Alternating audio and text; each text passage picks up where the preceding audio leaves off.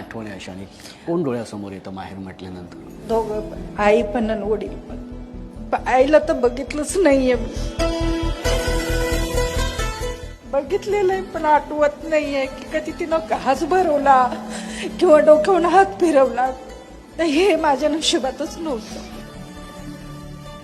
वडील होते, वडील आता वारले 2013 मध्ये, पण माझं लव्ह मॅरेज होतं म्हणून शेवटपर्यंत माझ्या वडिलांनी माझं तोंड बघितलं नाही. माझे लेकरं जायचे त्यांच्या घरी पण कधी एक्सेप्ट नाही करायचे. ते थोडेसे ट्रिकली होते पण स्वभाव खूप छान होते. पण आईची पप्पाची खूप आठवण येते. किती मग कशी आठवण येते हे पण नाही व्यक्त करू शकत. पण लव्ह मॅरेज केलं तरी पण ना माणूस की नको विसरायला, बोलायला पाहिजे. ती मुलगी रडत होती ना, सांगत होती ना, खरंच त्यांनी पण तिला एक्सेप्ट करायला पाहिजे, प्रेम करायला पाहिजे. होतं नशिबामध्ये जे असतं ना तेच होतं, पण तिला पण एक्सेप्ट करा आणि बोला तिच्याशी. होतच चुका, माणूस हा चुकीचाच पुतळा आहे, तर मान्य केलं पाहिजे. एवढंच बोलणं आहे माझं.